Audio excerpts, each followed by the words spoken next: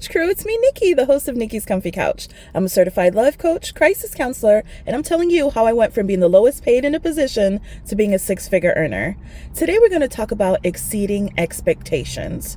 There are many people who, when they're assigned tasks, they get it done like they're supposed to. They get it done on time. They've been in their job for many years. They can be depended upon, and they still are not standing out in their job. They're still seen as an average employee. So I want you to understand that just being super average and super good at just completing what you're supposed to do is not going to make you stand out. It's not going to make you automatically somebody that is going to advance in your career. You have to understand that exceeding expectations is one of the big things that will make you stand out. So I just wanted to give you a few tips on what you can do to exceed expectations. One of the things I always do is I try to predict the needs of the person giving me the assignment. Because in their head, they might have, thoughts about what it is that they want. But if I have a good understanding of what's the purpose of what I'm doing, who's going to be the audience reading the information or consuming the information, what is the perspective of the person giving me the assignment, then I can not only give them what they want, but I can give them something that's going to be way more useful. Just giving somebody what they ask for, yeah, that's great. But when you actually go and can really understand and give them something that's extremely useful and goes even beyond what they thought, that's going to make you stand out in your position, okay? Another thing I do is take ownership of the task. I'm going to say it again, take ownership of the task. Be the person to follow through. Don't make it where the person has to keep asking you, hey, what's the status of that? Don't make it where you have to keep going back to them, asking them questions and looking for validations because you're not taking ownership of it and trying to figure things out for yourself. Take ownership of the task. Be somebody that as soon as they give you a task, that you're going to be on it. You're going to make sure that whatever questions need to be answered, you get the information you need, making sure that you get the assignment done and making sure that you take control of it. Somebody does not want to give you something and they're going to have to be spoon feeding you all the time and going to continually be involved in the process. Be someone who takes ownership of projects.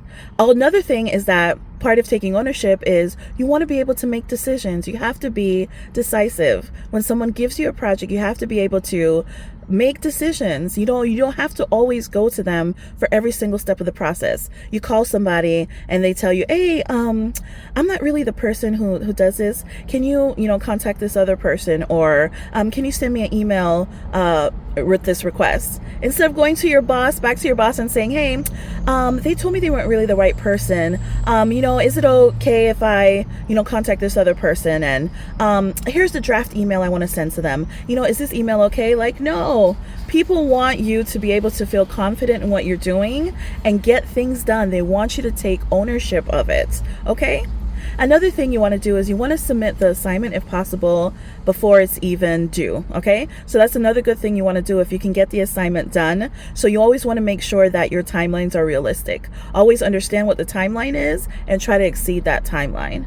And of course, partnerships are a big deal too. So in exceeding expectations, you want to make sure that you make those good connections with folks so that when you need information and when you need things done, you have go-to people to get that type of information from. So making and forming those alliances are such a good idea. So wherever you're working, the different departments, if you can get a finance person that's on your side, you get a communications person that's on your side. So anytime you need information, you've got people that you can go to for different things. So forming those good connections as well are going to help you exceed expectations, because when they see that you're somebody who has those connections, can get things done, get things answered when you need it, submit something before it's even due, and that final product is going to be far exceed whatever it is they thought that you were going to provide to them. Like, these are the kind of things that people look for when they're thinking of who that they can promote, okay?